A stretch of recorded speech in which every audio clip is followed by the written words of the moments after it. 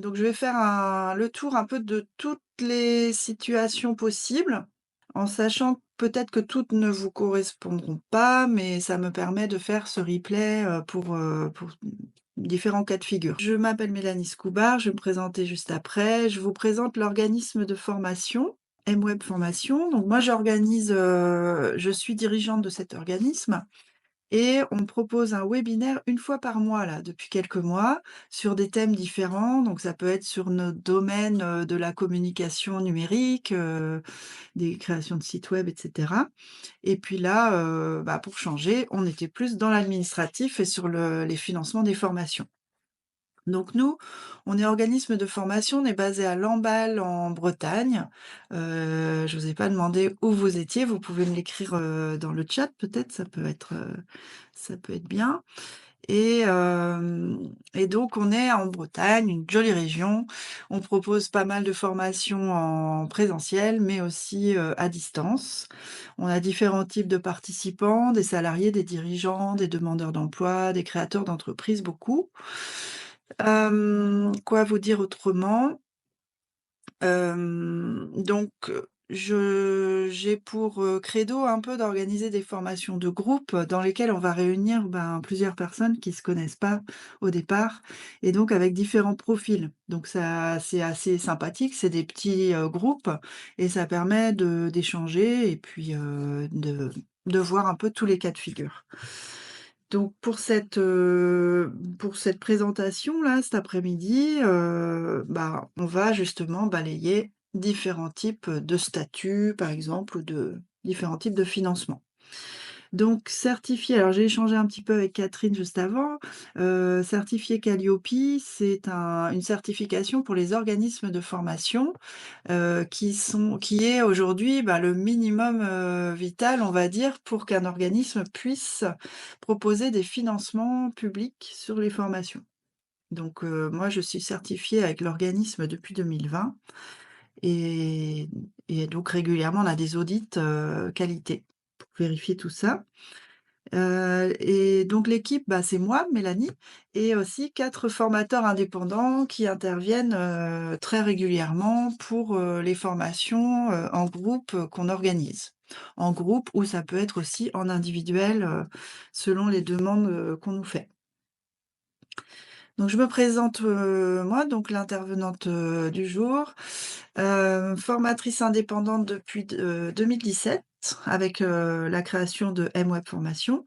Mais j'étais également formatrice avant puisque j'avais un statut de fonctionnaire territorial, mais je faisais du cumul d'activités et j'animais déjà des formations, depuis, je sais pas trop, depuis 2010 peut-être. Mes spécialités et thématiques, moi, c'est les sites web, les réseaux sociaux, le marketing numérique, les outils Google et les outils de productivité je forme aussi sur un logiciel de tableau de bord, interactif en ligne qui s'appelle Looker Studio et voilà, donc ça fait partie un peu des formations que moi j'anime. Donc 22 ans d'expérience dont 22, ça doit faire plus maintenant. Donc 15 auprès du grand public puisque dans mon emploi précédent de fonctionnaire territorial, j'animais des ateliers d'initiation à l'informatique. Des ateliers et puis on avait des accès à internet. Donc moi, ce qui m'anime, donc j'ai noté, donc c'est construire pour chacun des parcours de formation cohérents, efficaces, personnalisés. Donc même si on a des formations de groupe, on a des parcours en fait où, on va vraiment choisir pour chacun quelle, session de formation va être bien et on peut en faire un parcours global.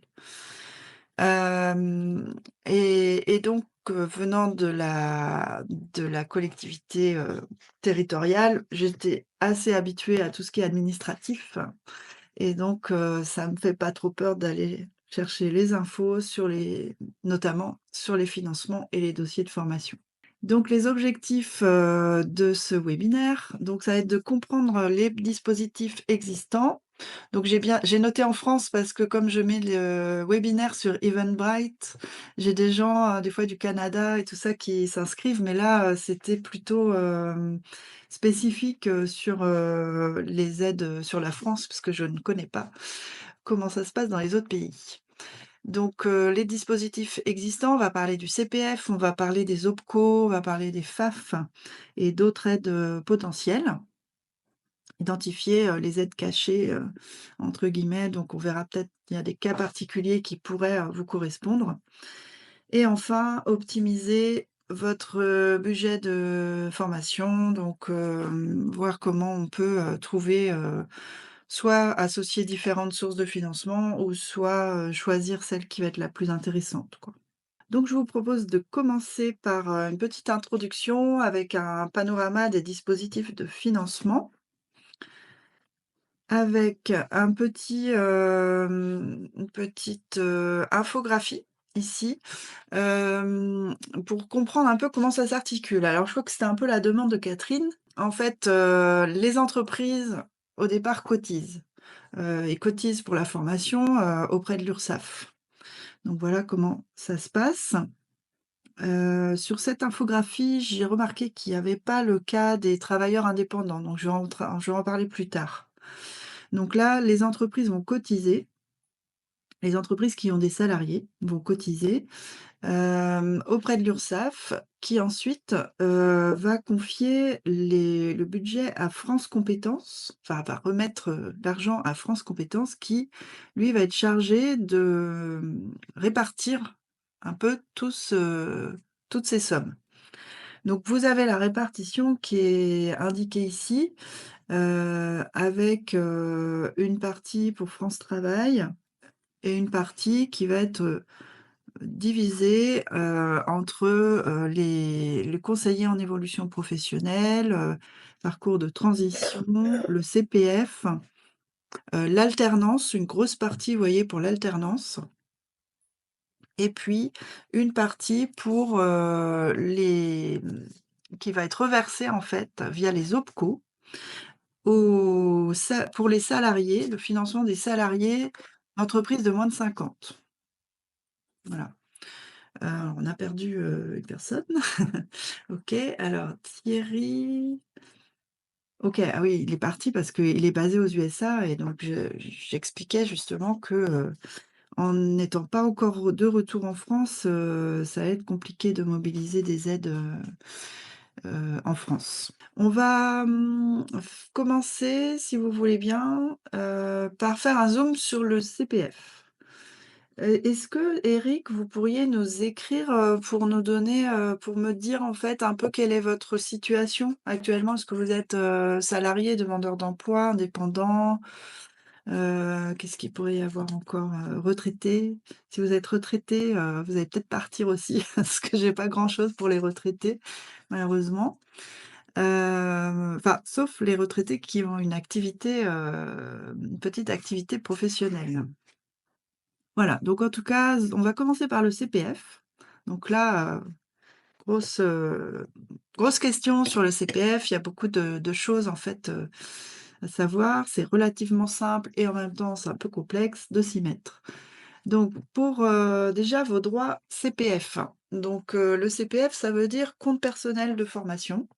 Donc le principe, c'est que c'est personnel, c'est utilisable par tout salarié tout au long de sa vie active pour suivre une formation certifiante. Donc on y reviendra un petit peu plus tard sur, quelles formations sont éligibles. Donc c'est pas n'importe quelle formation déjà, c'est ça qu'il faut savoir au départ.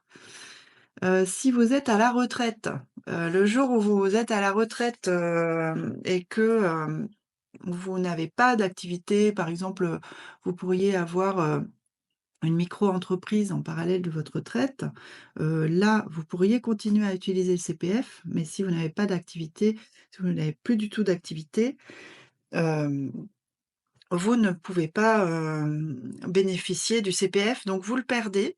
Si vous avez, je sais pas, 4 500 €, la veille de votre retraite et ben, le jour de la retraite, c'est zéro. Vous ne pouvez plus l'utiliser. Donc depuis 2018, donc ça commence à faire un petit peu maintenant, depuis, 7 ans, les travailleurs non salariés, bénéficient également du CPF et ça souvent, bah, c'est pas connu. Donc les gens pensent ont bien identifié le CPF pour les salariés, mais pas forcément pour les non salariés. Alors c'est quoi un non salarié? C'est un travailleur qui n'est pas salarié, donc généralement c'est un, dirigeant d'entreprise ou un indépendant qui se verse pas de salaire, mais qui a une activité non salariée. Donc chaque année, vous avez du CPF si vous déclarez du chiffre d'affaires. Voilà. Donc Eric nous répond: «Demandeur d'emploi en reconversion et indépendant comme sophrothérapeute dans le Val d'Oise». D'accord. Et Catherine, vous êtes où? Dans le Tarn, D'accord, OK, bah, comme ça à on voit Gaillac, comment? Gaillac, si ça te D'accord, dit quelque chose. je ne connais pas. C'est tout près d'Albi. D'accord, OK. Donc voilà, sur les qui peut utiliser le CPF? Depuis 2019, le CPF est alimenté en euros et non plus en heures. Avant, on avait, des heures, en fait, sur le CPF et avant le CPF, on avait le droit individuel à la formation qu'on appelait le DIF. Donc peut-être que ça ne vous dit rien parce que ça, c'était hyper méconnu. Les gens ne savaient pas qu'ils, avaient un droit individuel à la formation. Donc quand le CPF, s'est un peu plus démocratisé en 2019, il y a eu plus de communication et les gens ont commencé à savoir un petit peu qu'ils avaient ce droit-là. Donc en 2015, quand le CPF a remplacé le DIF, les gens pouvaient reporter leurs heures sur le portail du CPF, mais seulement jusqu'au 30 juin 2021. Donc si vous venez d'apprendre là aujourd'hui que vous aviez un DIF et que vous ne l'avez pas, reporté sur votre compte CPF, vous l'avez perdu. Voilà.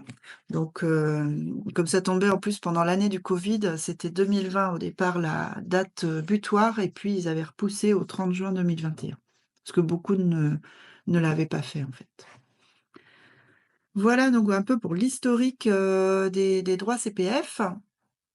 Donc pour parler argent, voilà à peu près, alors j'ai pas eu le temps de bien vérifier toutes les informations, mais je pense, vraiment savoir que ça n'a pas changé depuis. Les montants qui sont attribués, chaque année pour un alors donc là, c'est indiqué pour le temps de travail qui serait supérieur à 50 d'un temps complet, donc vous bénéficiez de 500 € par an. Si vous n'avez pas travaillé toute l'année, donc je vois là par exemple, pour les demandeurs d'emploi, si vous avez travaillé, pendant 4 mois, vous aurez, pas 500 €, vous aurez, moins, vous aurez une somme un peu au prorata. Donc 500 € avec un plafond. Donc il y a un plafond sur votre, montant CPF, donc c'est pour ça, c'est dommage d'atteindre le plafond et puis de rester au plafond sans l'utiliser, puisque vous avez 5 000 € de plafond. Donc pour les personnes, alors, faudrait faire le calcul, mais depuis, toutes ces années-là, si vous avez cumulé 500 € chaque année, vous êtes peut-être déjà, à 4 500, 5 000 €. Voilà. Et puis il y a un cas particulier, donc pour les personnes qui sont, non qualifiées et aussi les personnes en situation de handicap, si, bien sûr, les déclarations ont été faites et cetera. Le montant est supérieur, donc 800 € et le plafond est également supérieur. Donc ça, c'est intéressant à savoir si vous êtes, par exemple, porteur d'un handicap, bah, pensez à vérifier que c'est bien cette somme-là, et que c'est bien ce plafond-là. Donc comment on peut utiliser ce droit? Quel est le cadre? L'utilisation, du CPF, c'est vraiment personnel, ça relève de l'initiative du bénéficiaire. Donc mes droits CPF, je vais les utiliser pour me former moi. Et pas pour former, son époux ou son épouse, hein, par exemple, ça c'est complètement interdit. Vous utilisez votre CPF pour vos propres formations. Donc l'employeur ne peut pas imposer à son salarié d'utiliser le CPF. C'est ce qui se pratiquait avant, parfois même sans trop dire aux salariés, avec le DIF. Donc, on utilisait le DIF, en fait, du salarié comme ça, voilà, c'était utilisé. Mais non, on ne peut pas imposer à un salarié d'utiliser son CPF pour financer une formation. On va voir qu'il y a d'autres financements qui sont possibles, pou dans le cadre d'une entreprise. Donc donc le refus d'utiliser le CPF ne constitue pas une faute. Par contre, à l'inverse, éventuellement, un salarié pourrait choisir d'utiliser son CPF pour une formation qui pourrait servir à l'entreprise. Dans ce cas-là, c'est possible. Il faudrait demander l'autorisation à l'employeur si ça se passe sur le temps de travail. Sinon, vous pouvez tout à fait, sur vos congés, vos jours de repos, suivre une formation sans forcément demander l'accord à l'employeur. Donc par exemple, je pense à des souhaits de reconversion, vous souhaitez suivre une formation, hem et puis, vous voulez pas forcément que votre employeur, le sache, vous ça c'est possible. Vous pouvez le faire. Voilà. Un abondement également est possible si le coût de la formation est supérieur au montant des droits que vous avez sur votre solde CPF. Par exemple, vous voulez suivre une formation qui coûte, 3 000 € et vous n'avez plus que, 2 000 € sur votre compte. Vous pouvez demander, si ça sert à l'entreprise, vous pouvez demander à l'entreprise d'abonder, donc de rajouter de l'argent sur votre CPF. Là, alors faudrait vérifier, je suis pas très sûre de moi sur ce que je dis par rapport à la condition là, si le coût est supérieur. Peut-être qu'aujourd'hui, ça a dû changer et peut-être que les entreprises peuvent, mettre de l'argent supplémentaire même si, les droits sont déjà, suffisants. Mais à vérifier. Alors pour tous ces petits cas particuliers, le site Mon compte formation a une aide vraiment très détaillée et vous trouvez à peu près toutes les infos. Donc sur le site, moncompteformation.gouv.fr, vous avez vraiment pas mal de choses qui sont détaillées. Là, je démocratise un petit peu, je vous présente, globalement la chose, mais vraiment n'hésitez pas à confirmer pour un cas particulier sur, le site. On peut également les contacter par téléphone ou, par message. Mon compte formation, c'est un site web, et c'est une application. Vous pouvez utiliser l'un ou l'autre, il n'y a pas de préférence. C'est vrai que si vous voulez, comparer des formations entre elles, ça peut être pas mal d'être sur un ordinateur parce que vous pourrez ouvrir plusieurs onglets et pour comparer. Mais voilà, sinon on retrouve les mêmes formations, les mêmes infos. Bon, j'ai mis ici quelques étapes. Donc, 1re étape, bah, s'identifier sur le site. Donc ça se passe soit avec, France Connect Plus, on va en reparler plus tard, ou soit avec un identifiant que vous avez peut-être créé, il y a un moment avec votre numéro de sécurité sociale et un mot de passe. Donc ça, c'est possible de s'identifier avec ça pour voir le solde, en fait, combien on a sur, le CPF. Par contre, ce sera pas possible de le faire avec l'identifiant là, de cette manière-là pour s'inscrire à une formation. On va y revenir, juste après. Mais par contre, pour s'identifier, il y a pas de souci. Donc une fois que vous arrivez sur le site, que vous êtes connecté ou sur le site ou sur l'appli, vous pouvez aller voir votre, crédit en euros, donc la somme dont vous disposez. Et enfin, choisir, une fois que vous savez donc combien vous avez, vous pouvez aller choisir, il y a un moteur de recherche en fait, on peut rechercher des formations, qui correspondent à votre besoin. Vous pouvez choisir une formation et demander, donc le bouton s'appelle «Demander un devis», ce qui permet d'envoyer la demande à l'organisme et l'organisme va recevoir la demande et doit valider votre demande d'inscription. Dernière étape, ce sera à vous de retourner sur le site et d'accepter la proposition. Donc je reviens sur l'étape 3. Au moment de choisir une formation, vous devez vous connecter, obligatoirement avec France Connect Plus, pardon, France Connect Plus. France Connect, tout court, c'était, quand on pouvait se connecter, avec, le site des impôts, de la CPAM, Donc on mettait ses identifiants, officiels des impôts et on pouvait accéder au site, Mon compte formation. Aujourd'hui, c'est plus possible de demander une inscription, en se connectant de cette manière-là. Pour s'inscrire à une formation, on doit obligatoirement se connecter à France Connect Plus, qui est en fait l'identité numérique. Alors je vais vous faire une petite démonstration, ce sera plus simple.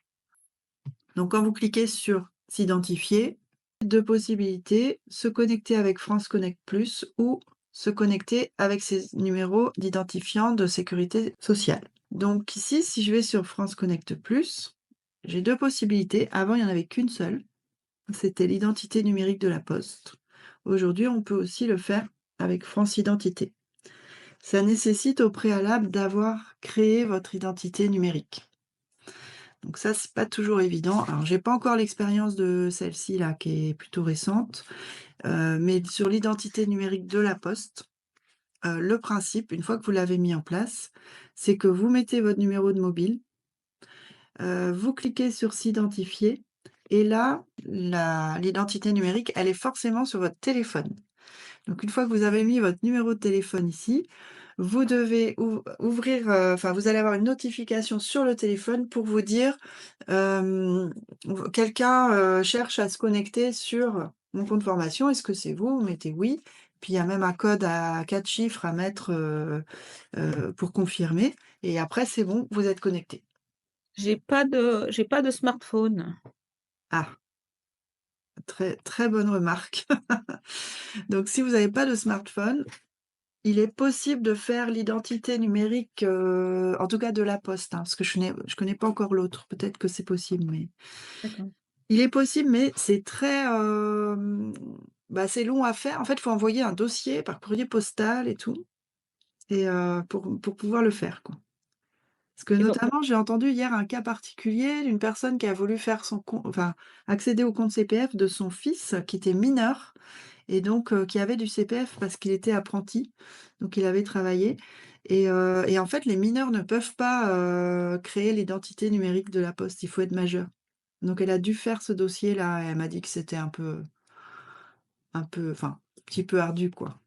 Mmh. Donc si vous n'avez pas de smartphone, ben, voilà, soit vous trouvez un smartphone et vous faites, l'identité numérique, avec, soit, ben, vous faites le dossier papier. Donc ici, quand on vient, sur le site là de l'identité numérique, on a les conditions. Donc là, vous voyez, condition: posséder un smartphone, Android ou iPhone et en plus, vous voyez que si c'est un vieux smartphone, ça va pas marcher non plus. Donc voilà, donc là, ils le disent pas, mais je sais qu'il existe une possibilité pour, les personnes qui n'ont pas, qui ne sont pas majeures ou qui n'ont pas de smartphone. Une autre, une autre condition, c'est d'avoir une pièce d'identité française en cours de validité. Donc, en fait, si vous faites tout avec le smartphone, c'est-à-dire que vous installez l'application et vous commencez à faire votre identité numérique, à un moment, on va vous demander de prendre en photo en direct, hein, pas un scan, mais de prendre, en photo la pièce d'identité. Si par exemple, vous avez une pièce d'identité, une carte d'identité qui est périmée, ça va pas fonctionner. Or on sait, alors je sais plus exactement le nombre d'années, mais il y a, finalement une marge puisque la carte d'identité, elle est valable plus longtemps que la date indiquée dessus. Donc si c'est ça, et ben ça marchera pas avec l'application, il faudra obligatoirement aller à la poste et c'est à la poste qu'on va vous valider le truc. Mais Catherine, n'allez pas à la poste de toute façon si vous n'avez pas de smartphone. Enfin si, vous pouvez quand même aller à la poste pour leur dire ça et qu'ils vous aident à faire le dossier, papier. d'accord. Voilà. Donc ça va prendre du temps ça. Et donc on ne peut pas accéder à son disons, à sa liste, disons, ce qui nous permet de demander une formation si on n'a pas fait soit un dossier papier, soit si on n'a pas acheté un smartphone. Voilà, impossible, ouais. Mmh. Alors après on a là j'ai cliqué sur l'identité numérique de la Poste. Je suis pas encore allée voir, pour France Identité, mais voilà, c'est pareil, vous voyez, c'est une application. Donc heu, donc c'est tout, hein. Qu'est-ce que vous voulez que je vous dise? Ils ont pas prévu, que que des gens pouvaient ne pas avoir de smartphone et pourtant on a le droit. Oui, c'est un faut pour moi, c'est un choix, hein, donc Ouais, bah oui, ouais. Non, non, mais je comprends. Mais donc en effet, vous ne pourrez pas utiliser votre CPF tant que vous n'aurez pas fait, ce type de démarche. Donc je disais tout de suite que l'identité numérique, on peut la faire avec le smartphone, avec en scannant la carte, en se filmant et tout, enfin il y a tout un processus. La plupart des gens et même des gens, des fois, qui sont à l'aise avec la technologie, qu'ils n'y arrivent pas. C'est ça marche pas, le truc, ne valide pas la vidéo et cetera. Donc moi, ce que je vous conseille, vous prenez pas trop la tête avec ça, allez à la poste. Allez à la poste avec votre téléphone. Vous pouvez démarrer chez vous la procédure et au bout d'un moment, on vous demande, «Est-ce que vous voulez le faire avec le téléphone ou est-ce que vous voulez aller à la poste?» Ou même à un moment, je pense que c'est encore possible, vous pouvez demander au facteur de passer, à domicile, donc pour qu'il vous le fasse. Voilà donc un petit peu la démarche, mais une fois qu'on a fait ça là, c'est cette étape-là qui est compliquée de se connecter en fait avec l'identité numérique, mais une fois qu'on a réussi à faire ça, c'est relativement simple. On envoie la demande à l'organisme et ensuite il accepte. Par contre, je reviens sur le choix de la formation. Parce que il y a beaucoup de formations sur, le site, du CPF. Comment choisir, quoi? Souvent, c'est ça un peu, les gens, ils savent pas trop, vers quel organisme aller, si vous trouvez plein de formations dans ce que vous recherchez. Moi, je vous conseille vraiment de vous renseigner, même en dehors de la plateforme Mon compte formation. Faites soit une recherche Google sur la formation que vous souhaitez, ou soit, sur chaque fiche de formation, en fait, j'ai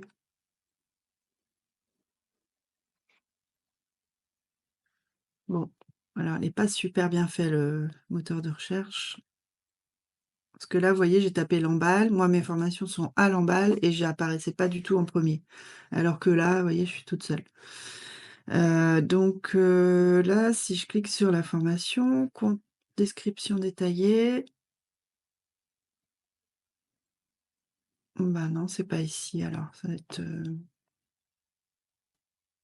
doit être dans infos pratiques. Et voilà, c'est ça que je cherchais. Donc ici, vous avez les coordonnées de l'organisme et ici, vous avez un lien, qui vous emmène sur le site internet. Donc en fait, n'hésitez pas à aller parce que généralement les infos sont beaucoup plus détaillées sur le site, vous pouvez avoir des avis, stagiaires, des gens qui ont déjà participé à la formation et cetera. Donc renseignez-vous vraiment bien sur, au moment où vous êtes en train de chercher une formation et éventuellement aussi contacter l'organisme, par mail ou par téléphone, parce que, bah, ce sera beaucoup plus facile en fait, d'échanger comme ça et de poser vos propres questions. Ça n'engage à rien, on est là pour vous renseigner donc faut pas hésiter à appeler, quoi. Donc là, je vous ai mis une copie d'écran. Alors ça, c'est mon solde, c'est pas mal, hein? J'ai 4 095 € sur mon compte CPF. Et pour voir en fait, ce montant-là auquel vous avez droit, une fois que vous êtes connecté, vous cliquez sur vos droits formation en haut dans le menu et puis vous avez accès directement, à la somme. C'est plutôt clair, voilà.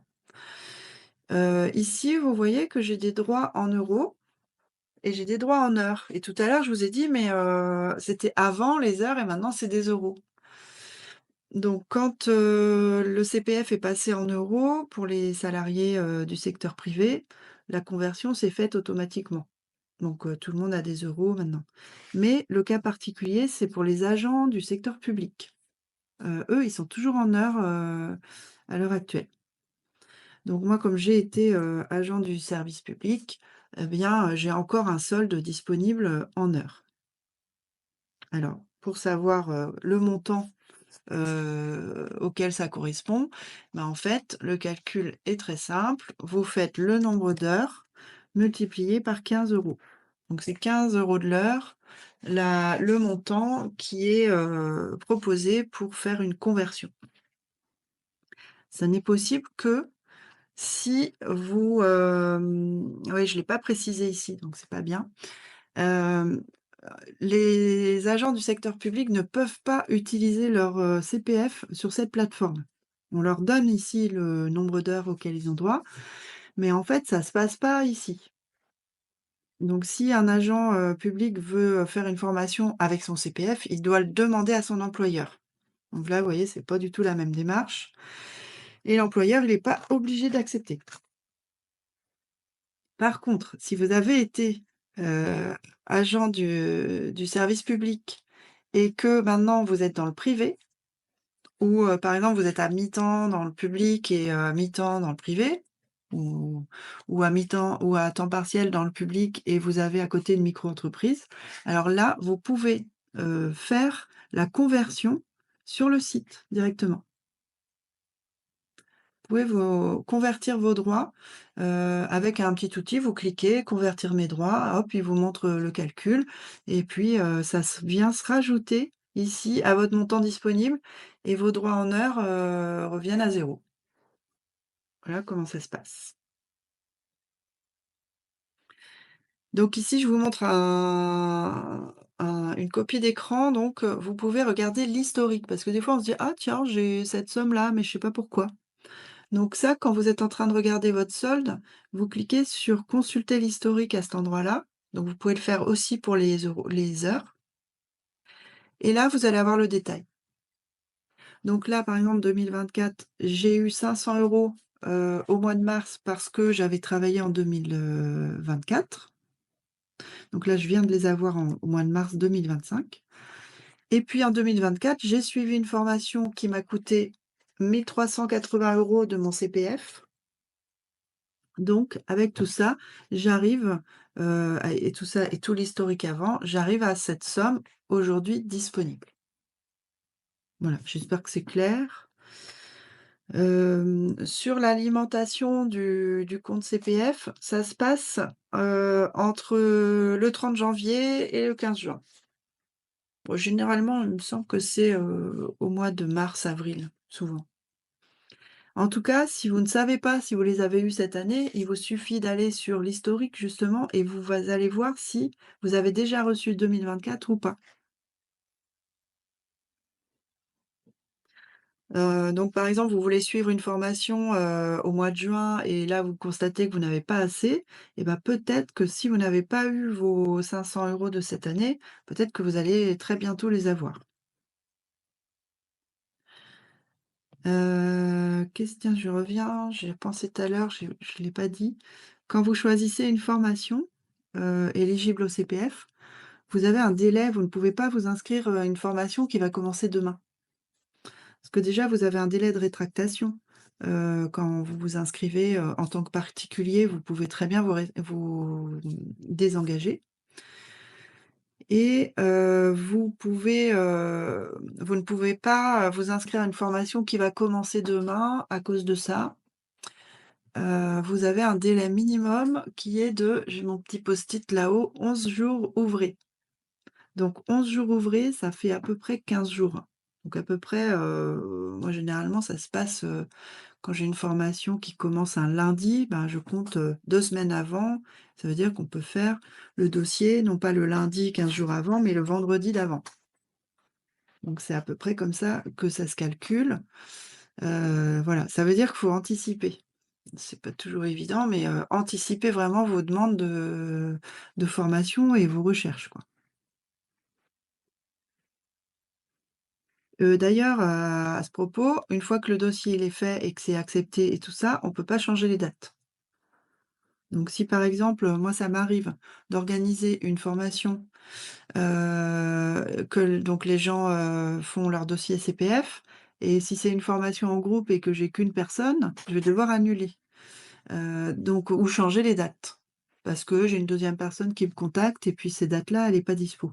Donc ça veut dire je vais changer les dates. Et ben la première personne qui a fait son dossier, je ne peux pas modifier les dates, il faut annuler le dossier, ce qui fait qu'elle récupère ses droits qu'elle avait mobilisés et ensuite on recrée un deuxième dossier.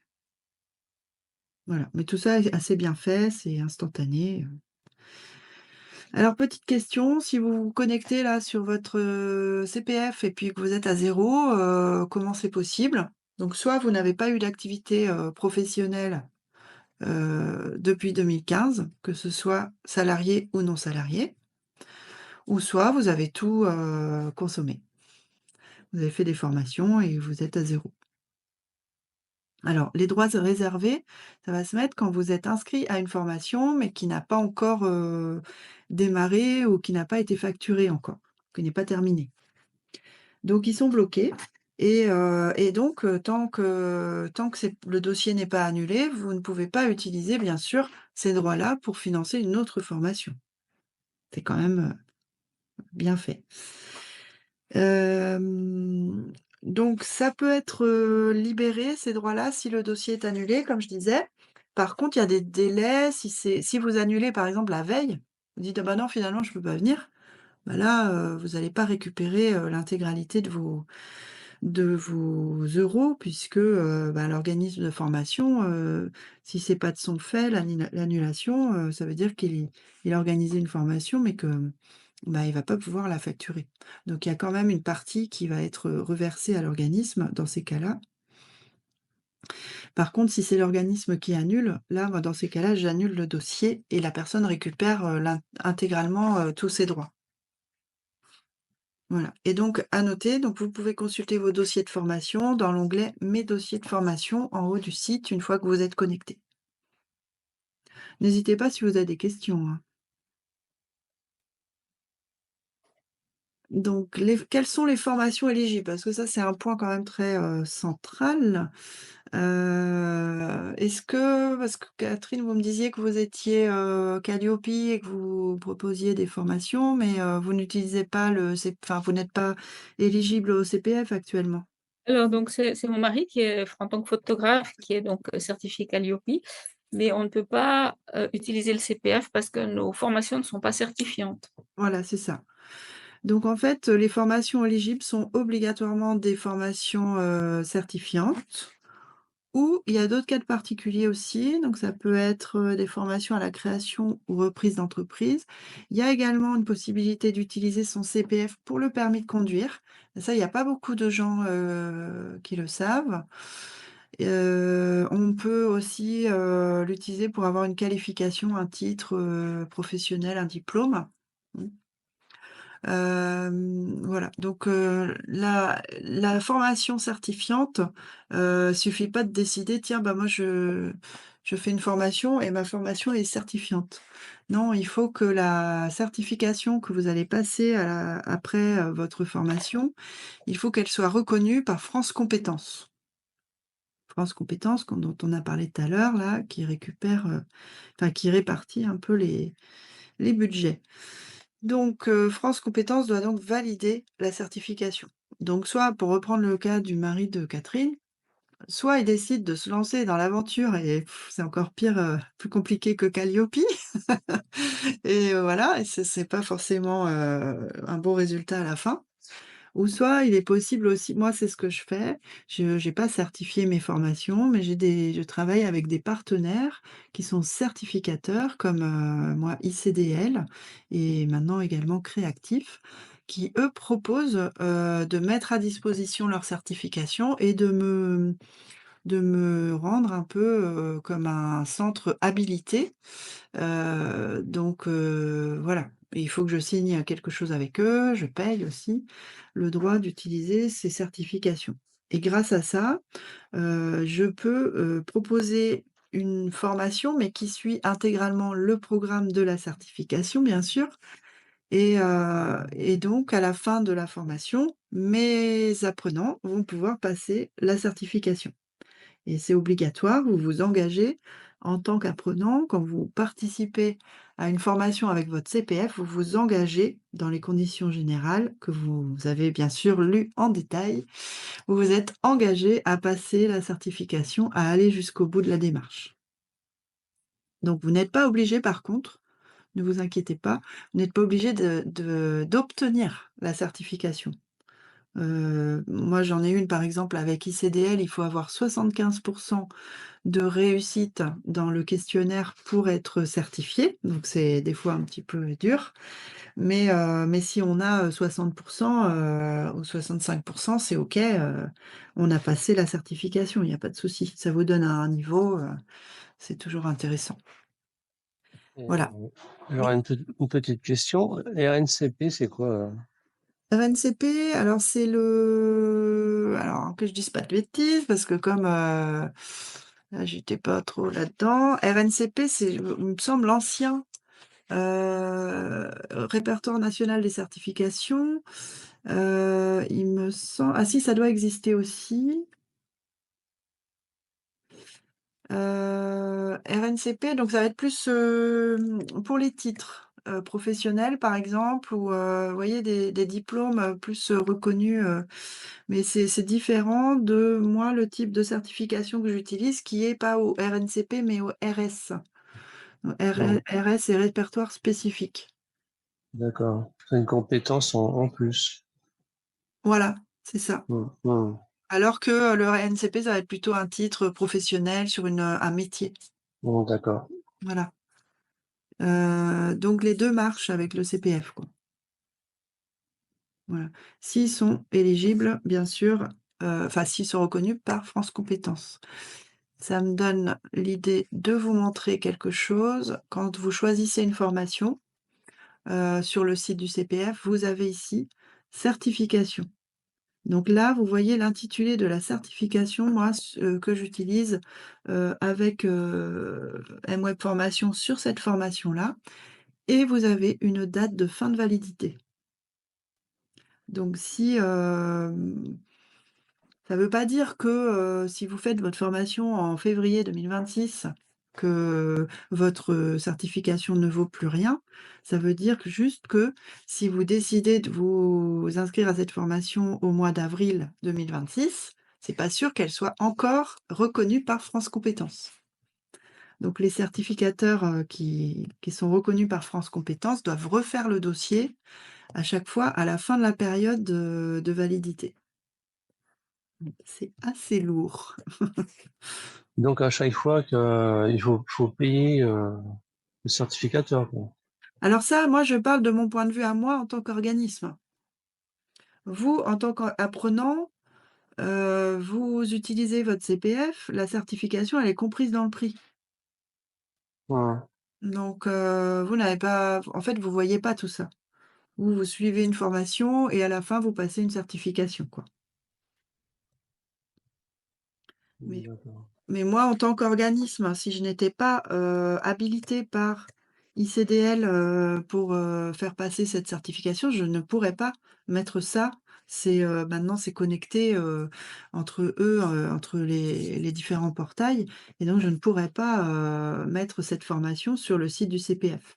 Donc là, vous êtes garantis, hein, toutes les formations qui sont là, dans le moteur de recherche, elles sont toutes, OK, il y a pas de souci, elles sont toutes éligibles CPF. Là, vous en êtes sûr. Mmh. Voilà. Parce que vous posiez la question, peut-être que vous envisagiez de proposer des formations aussi? Enfin, moi, c'est pas vraiment des formations, c'est des séminaires, donc je sais pas si ça rentre dans le même cadre, hein. Ouais, non, non. Non, puis, bah, c'est des démarches, c'est assez compliqué, hein, enfin, c'est compliqué. Il y a une première démarche où, vous devez demander un numéro de déclaration d'activité auprès de la préfecture. Ensuite, la deuxième étape, c'est d'être certifié Qualiopi, ça a des coûts. Heu Ouais, alors si vous voulez vous former, bah, faut payer une formation. Après, être certifié, bah, ça demande de trouver un certificateur et de le payer et de payer l'audit. Et puis, bah, ça demande, beaucoup de travail, hein, des semaines de travail, au moins. Et ensuite, le CPF, c'est encore à une autre étape et là, c'est pareil, vous payez un partenaire ou vous faites certifier, mais vous voyez, c'est assez on peut plus trop maintenant faire de la formation professionnelle comme activité vraiment très secondaire parce que c'est comme un métier à part entière, quoi. Mmh. OK. Donc mais ça Je voulais juste te dire une chose, c'est-à-dire que, par exemple, pour l'exemple pour nous, donc, on a des gens qui viennent suivre les formations de mon mari. Alors certains veulent se faire financer leur formation.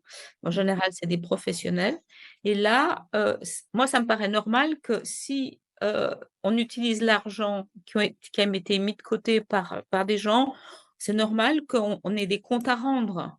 Par contre, les personnes, par exemple, il y a des amateurs un peu éclairés qui veulent venir faire une formation auprès de mon mari et ils sont pas professionnels, ils peuvent pas demander de financer leur formation et ça se fait, naturellement. Donc si vous faites des séminaires, heu, par rapport à la sophrologie, il y a aucun souci par rapport à ça. C'est la seule chose, c'est que ce sera pas finançable. tout à fait, Oui, ouais. bah, oui, oui, c'est le particulier qui paye tout, quoi. Mmh. Ça. Et j'avais une question aussi, est-ce que ça me trotte depuis un certain temps, est-ce qu'il faut faire une formation de formateur pour adultes pour faire des formations? Bah, c'est conseillé, hein, c'est conseillé. Après, moi, par mon expérience, de pendant 15 ans où j'ai animé des choses et tout, avant de lancer mon organisme, personnellement, je n'ai pas suivi une longue formation, mais j'ai toujours fait de la formation continue.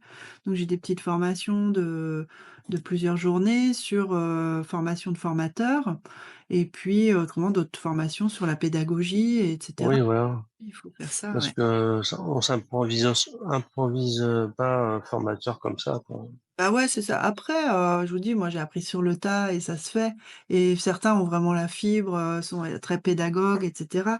Mais la formation professionnelle est vraiment un domaine, très, réglementé et une formation n'est pas un atelier. Moi, par exemple, je fais des ateliers, je vais pas forcément préparer des supports, des choses comme ça, j'appelle ça atelier. Quand par contre, c'est une formation avec un programme de formation, des objectifs pédagogiques, un déroulé pédagogique, des supports et cetera, ça, c'est vraiment une formation. Mmh. C'est, vraiment et on a tendance parfois à appeler formation des choses qui n'en sont pas vraiment, en fait. Vous pouvez, trouver un autre mot, surtout si vous faites pas votre déclaration d'activité auprès de la préfecture, vaut mieux pas appeler ça, formation, quoi. Mmh. Oui, vaut mieux appeler ça atelier, séminaire, Voilà, oui, c'est ça. Mmh. initiation, Oui. voilà. Stage. Stage, ouais. Oui, stage, voilà. Ouais, tout à fait, ouais. Voilà. Donc voilà pour le CPF, on reviendra après sur des petits cas particuliers qui touchent le CPF, mais hop, je passe, si vous êtes d'accord, à la partie sur les OPCO. Alors n'êtes pas concernés ni l'un ni l'autre, puisque vous n'êtes pas salarié. Donc les OPCO sont plutôt, pour les formations, enfin les financements des formations des salariés. Donc vous en avez différents ici qui sont, listés. Donc Excuse-moi, OPCO oui, je me permets juste de dire que, par exemple, nous, les stagiaires qui viennent et dont les formations sont financées, ils viennent par l'AFDAS et ils sont en général des photographes indépendants. oui, mais je vais y revenir après. Parce qu'en fait l'AFDAS, c'est particulier et finance les travailleurs indépendants et les salariés. D'accord. Ils sont Mmh. OPCO et aussi, FAF. On va en parler après. Mais, généralement, donc quand on parle d'un OPCO alors d'ailleurs les gens mélangent un peu parce qu'ils disent OPCO pour, ce qu'on va voir après qui sont en fait des FAF, des fonds de financement de la formation pour les indépendants. Donc, là, quand on parle OPCO, normalement, c'est plutôt pour les salariés. Mmh. Donc OPCO, c'est pour opérateur de compétences.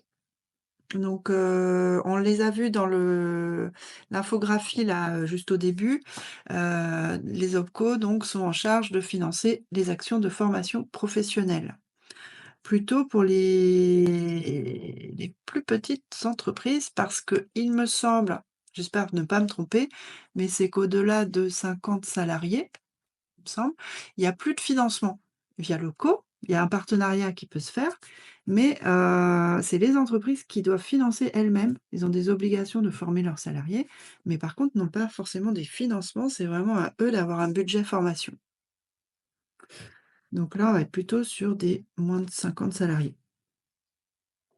Si je me trompe pas, hein, à vérifier tout ce que je dis, hein. Des fois, je dis des bêtises. Si, je crois que c'est ça. Ouais. Parce que j'ai fait gestionnaire de paye et il me semble que c'est ça. Mmh.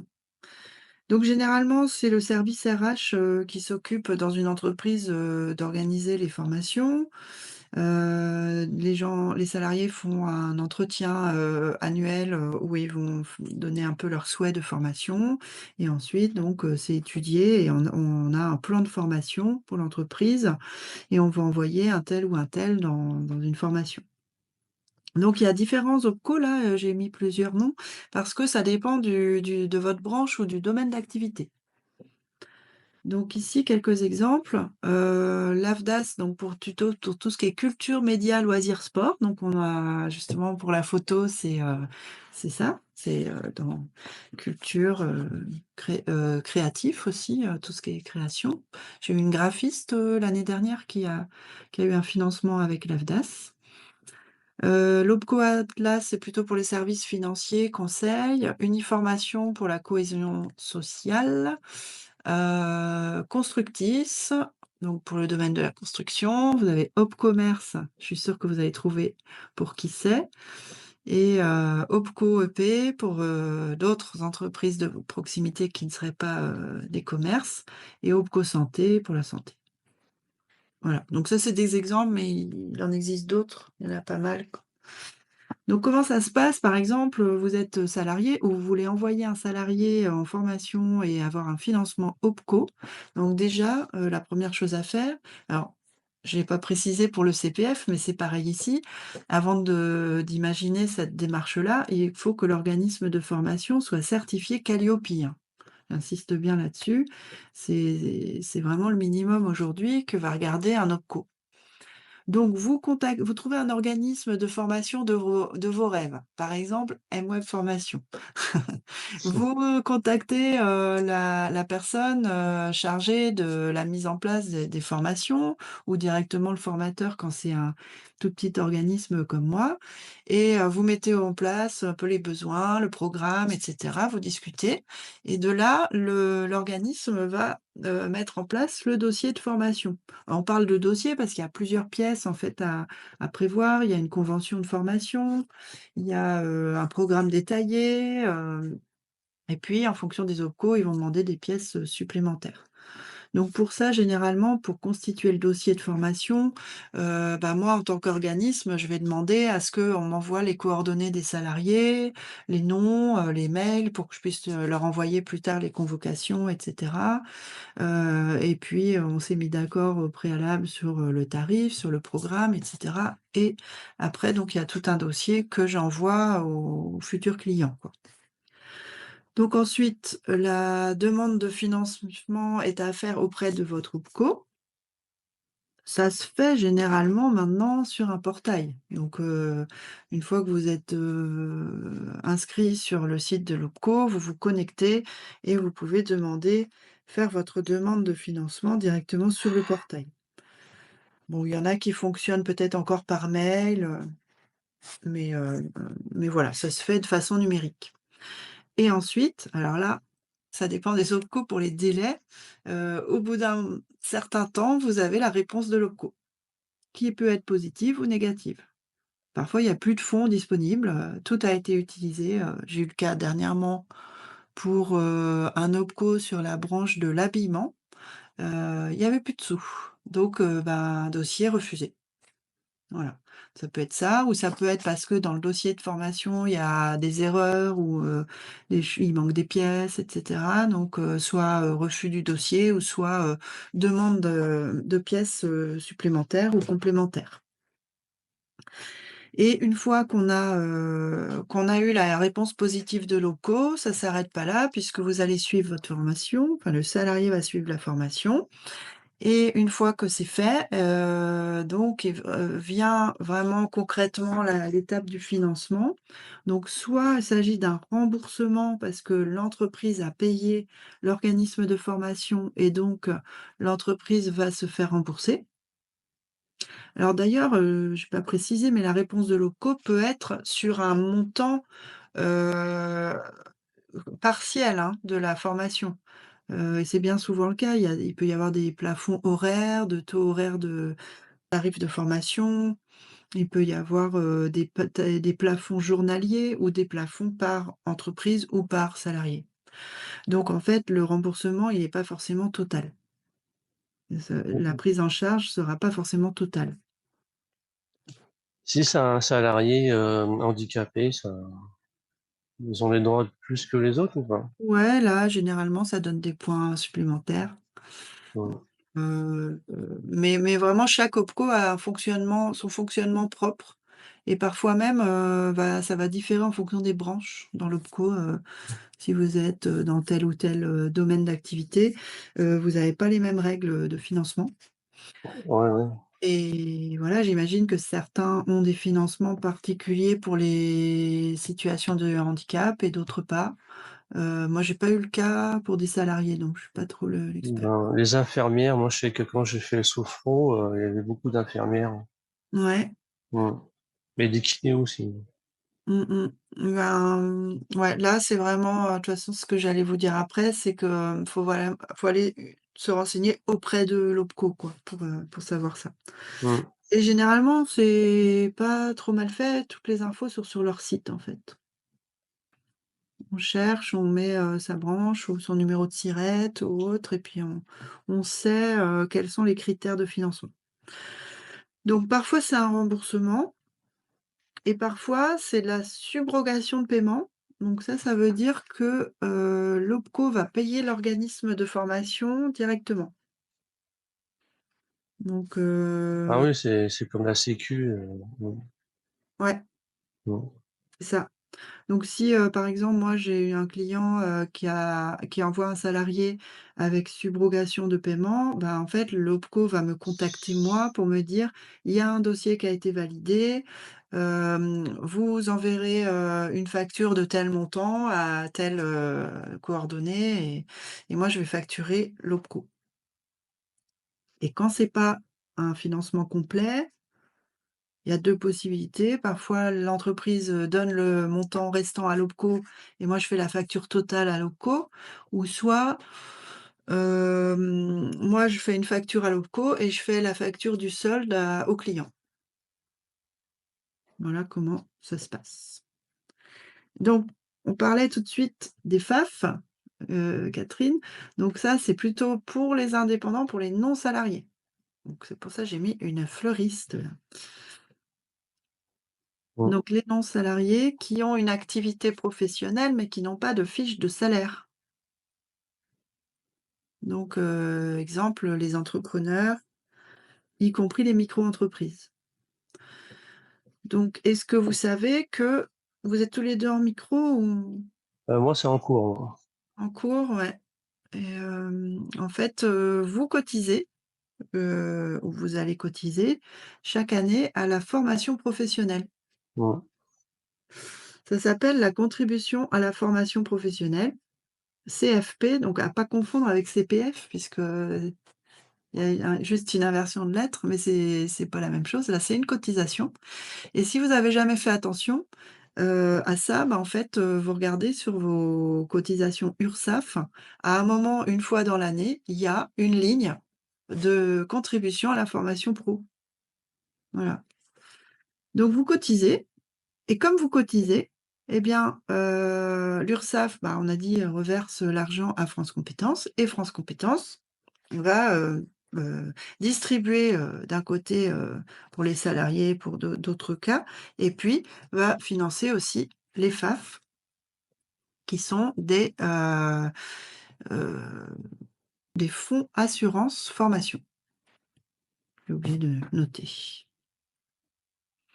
Donc si vous n'êtes pas à jour, bien sûr, de vos cotisations, si vous avez oublié de payer l'URSSAF, ça va pas marcher.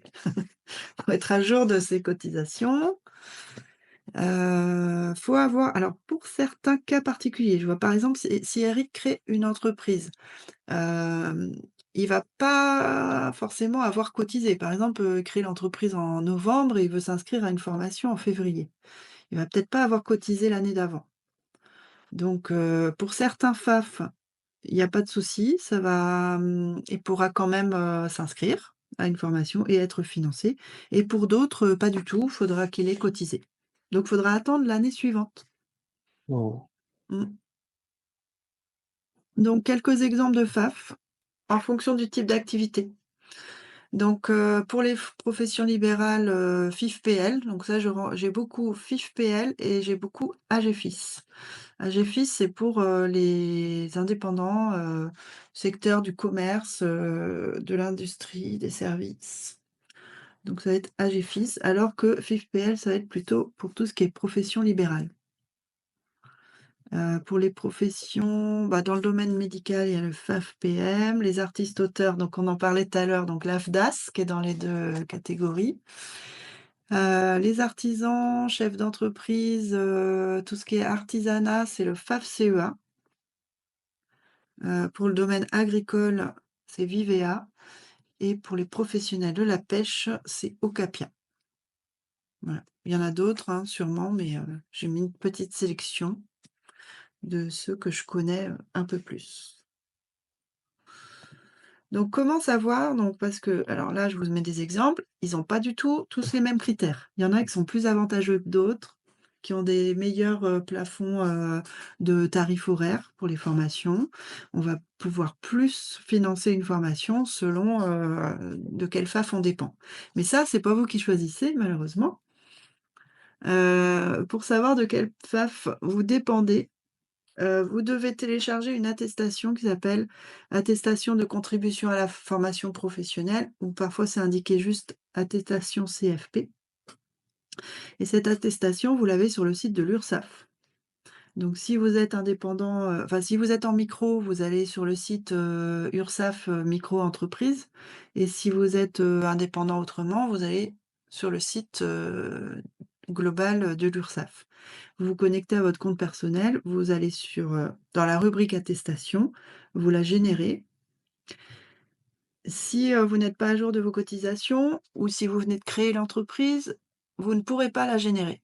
Vous aurez un message d'erreur, impossible de générer l'attestation. Si par contre vous avez cotisé, ça veut dire que vous avez droit à comme une enveloppe chaque année, avec des critères, un montant possible par journée ou globalement sur l'année. Parfois, en fonction de certains, les types de formations sont limités.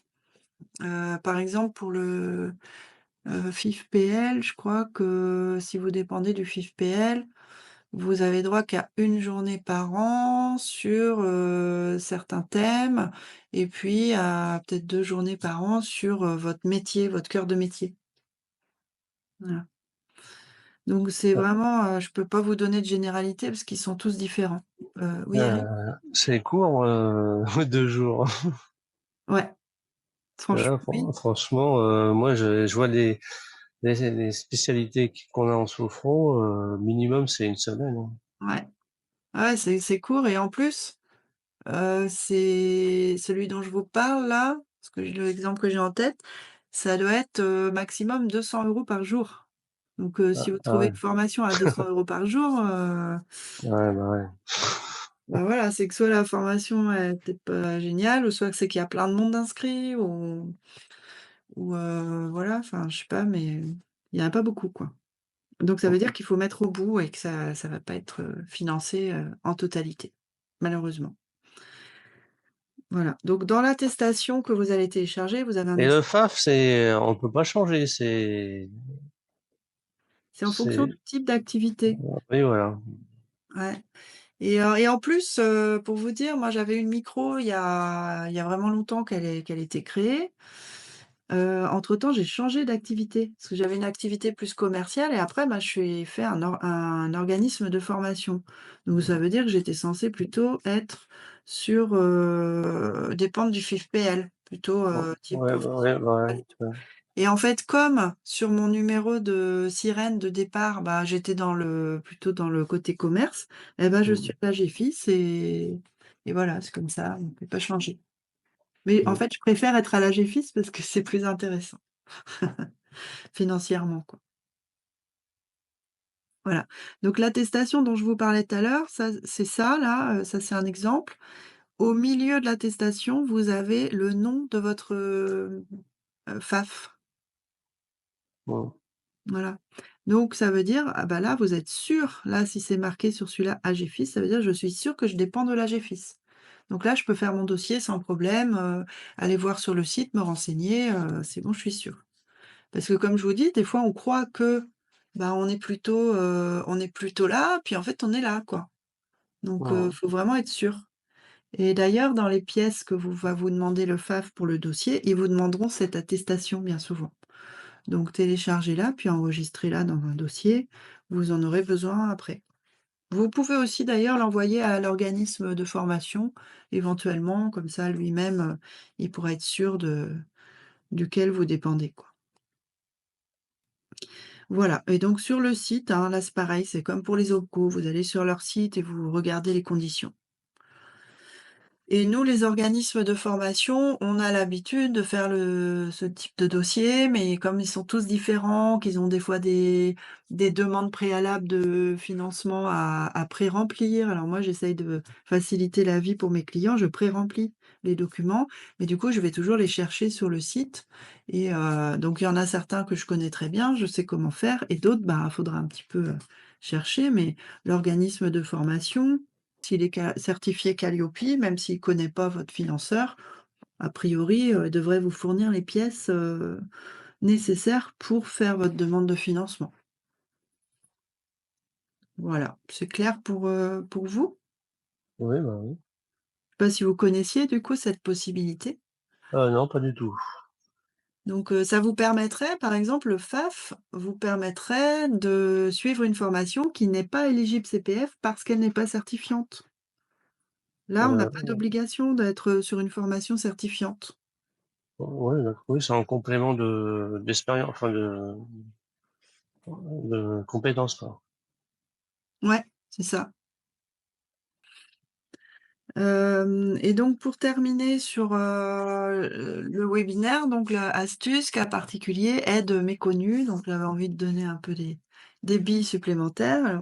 Alors, il y en a sûrement que j'ai oublié, mais j'enrichirai le PDF, éventuellement si, vous avez d'autres idées. Donc, par exemple, première chose, alors ça c'est hyper méconnu, si vous êtes engagé dans une association, mais si vous avez des responsabilités, par exemple, vous êtes dans le conseil d'administration, vous pouvez créer un compte engagement citoyen. Donc vous pouvez chercher sur internet, pour le faire, et grâce à ça, vous pouvez avoir du CPF supplémentaire. Donc non seulement vous avez votre activité salariée et vous avez 500 € par an, heu voilà, sur le CPF, mais en plus vous pouvez demander du CPF supplémentaire. Donc si c'est votre cas, sachez que l'association doit ouvrir un compte elle-même sur le site, du compte engagement citoyen, l'association, donc avec un représentant de l'association, le président par exemple, et le bénévole de son côté doit aussi créer un compte, engagement citoyen et déclarer ses heures. Voilà, moi j'ai travaillé tant d'heures, sur toute l'année 2024, je fais une déclaration. Et ensuite, le responsable de l'association, via le compte de l'association, va valider ces heures et ça va créditer, automatiquement le compte de la personne. Et j'ai une question là par rapport à ça.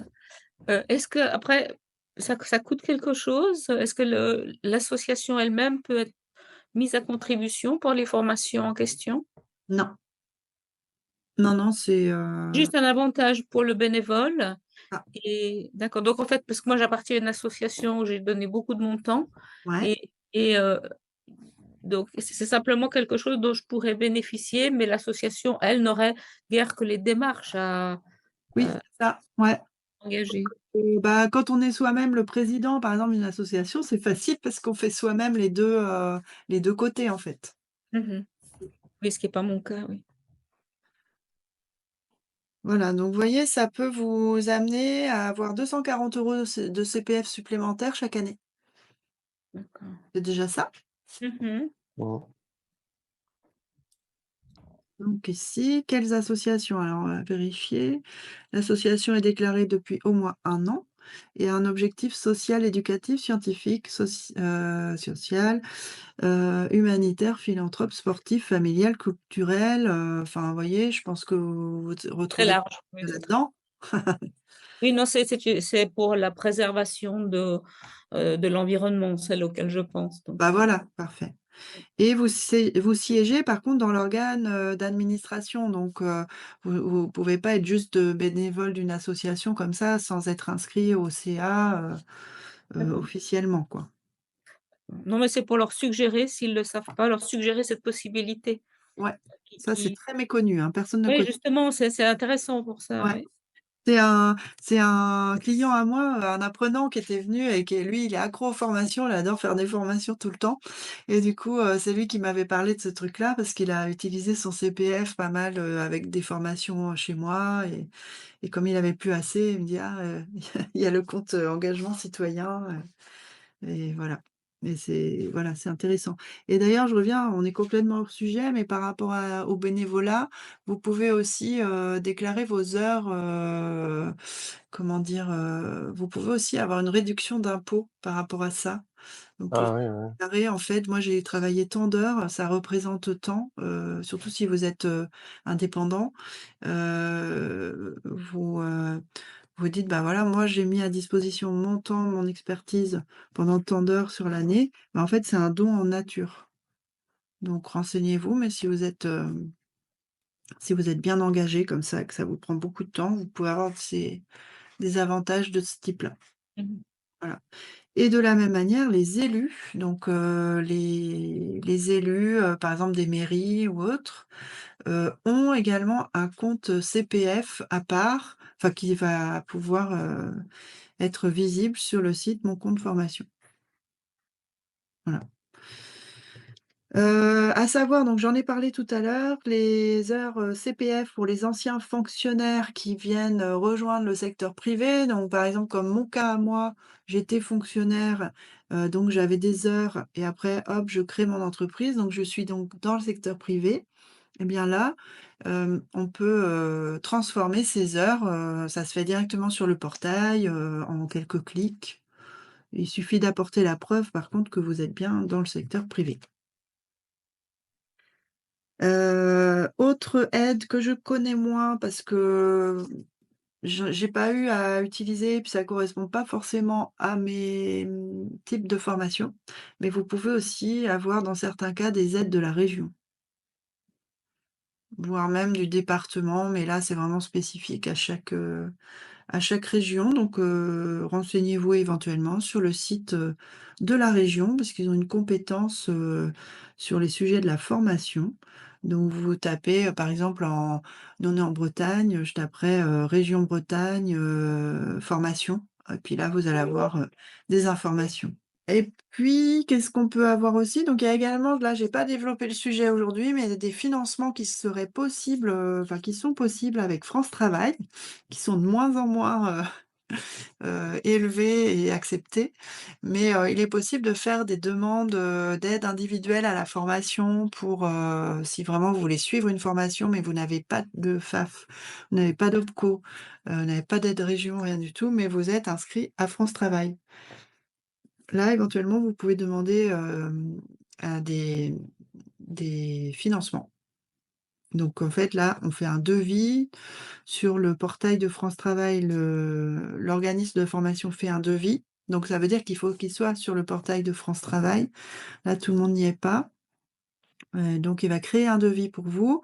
Vous allez le retrouver dans votre espace emploi sur, le site de France Travail. Vous allez voir le devis qui est proposé, vous allez l'accepter dans un premier temps vous-même pour dire: «Oui, oui, je suis d'accord avec ce devis» et après ça, c'est votre conseiller France Travail qui va avoir accès au devis et qui va ensuite, ben, soit le refuser d'emblée, c'est impossible, ou soit, bah, il va le soumettre à une commission au niveau de son agence France Travail pour, voir si c'est accepté ou pas. Ouais, nous avons eu 2 personnes qui sont venues, faire des formations avec ce système et d'après ce que j'ai compris, c'est vraiment beaucoup une question de capacité à convaincre, en fait, le conseiller. Tout à fait. Mais c'est pour ça que je vous disais le conseiller d'abord parce que c'est lui qui va peut-être enfin, il va peut-être refuser d'emblée. Donc c'est sûr que envoyer juste un devis comme ça et attendre que le conseiller le regarde, ça va pas marcher. Il faut argumenter, il faut, bah, éventuellement appeler-le, en amont pour dire: «Bah, voilà, j'ai trouvé une formation, je veux absolument la suivre. Je vais contacter l'organisme pour demander un devis et discuter avec lui de ce projet-là». Et après au moment de valider le devis, ben, vous aurez, je crois d'ailleurs vous avez un petit texte à écrire en même temps ou en tout cas écrivez dans la foulée, un mail à votre conseiller et ensuite le conseiller lui-même, il faudra qu'il soit convaincu pour convaincre, la commission de son agence donc c'est sûr que c'est un il faut que ce soit un vrai projet, quoi. Mmh. Et puis, il faut aussi qu'il leur reste du budget. Donc, si ils sont convaincus, mais il y a plus de sous, ben, de toute façon, ça marchera pas.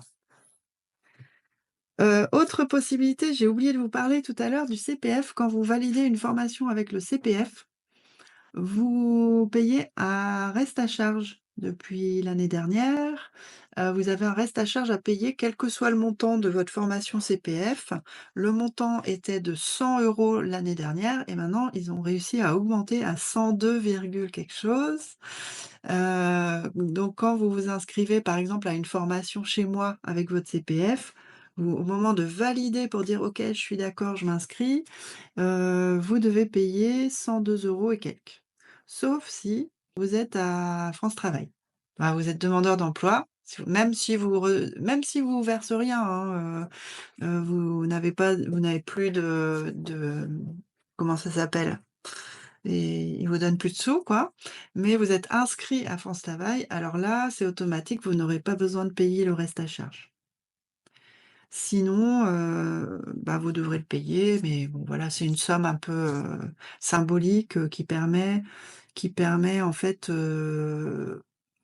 bah, que les gens soient vraiment bien sûrs de la formation qu'ils choisissent.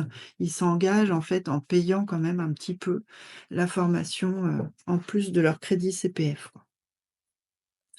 Donc il est possible, par exemple, vous voulez suivre une formation qui coûte 1 000 € et il ne vous reste que 600 € de CPF. Vous pouvez, si vous êtes à France Travail, demander un abondement. Ça veut dire que France Travail va payer la différence.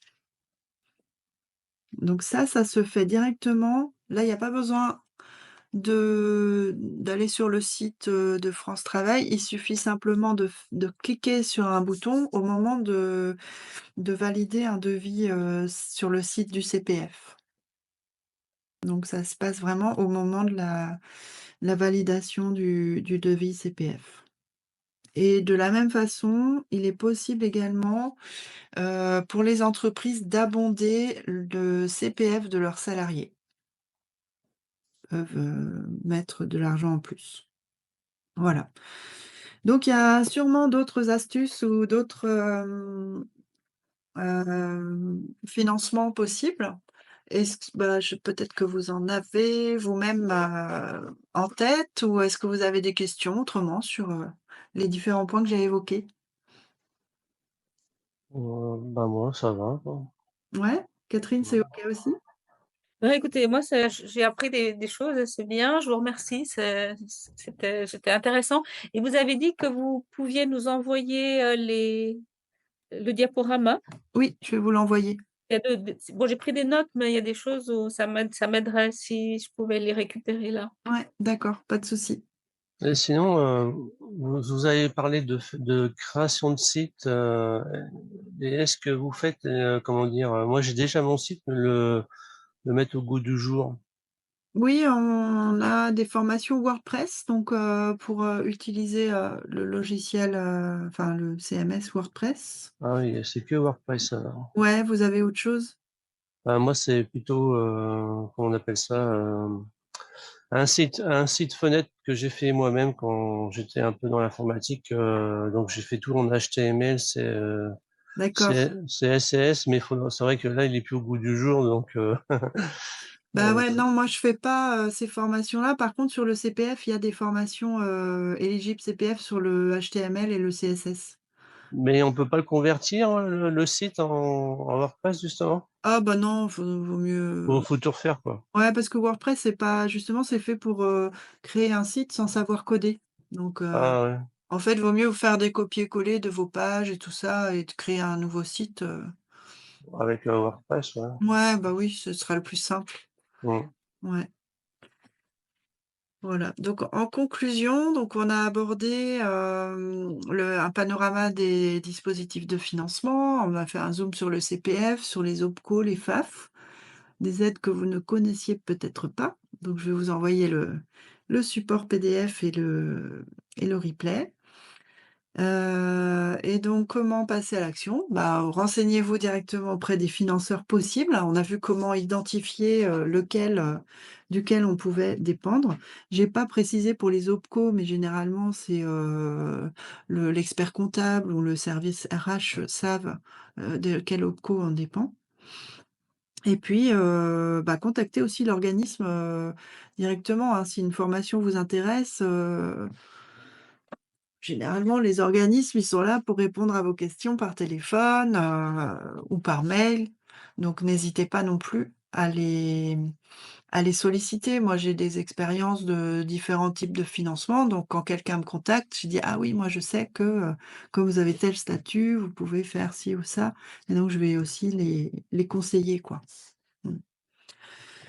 Voilà, donc nos formations, donc en résumé, nous, avec mWeb Formation, on propose, tout ce qui est WordPress, site web, référencement, productivité, cybersécurité. Dedans, je mets aussi, les outils Google, qui sont éligibles au CPF d'ailleurs. Mmh. Et puis, tout ce qui est marketing numérique, réseaux sociaux, et on a également, édition d'images. On a une graphiste, qui intervient comme formatrice. Et donc il fait tous les logiciels Adobe, mais on a aussi des formations Canva, qui sont proposées. Ah oui, je m'en sers moi de temps en temps. Mmh.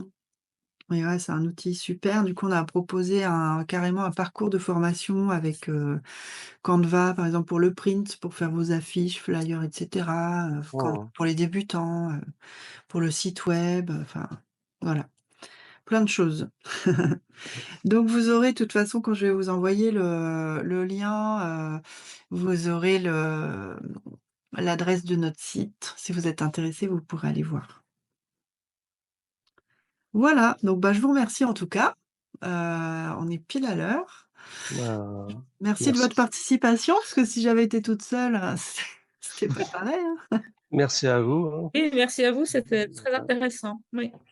Super, ben, je vous souhaite une bonne continuation, des bonnes formations et puis, peut-être à bientôt, donc peut-être au prochain webinaire, le mois prochain, de mémoire, ce sera sur LinkedIn. Donc, Ah oui, un webinaire sur LinkedIn. Donc pareil, sur notre site, vous pourrez voir, il y a une rubrique webinaire et vous pourrez aller, vous inscrire si vous êtes intéressé. ouais, ouais, pourquoi pas, ouais. Mmh.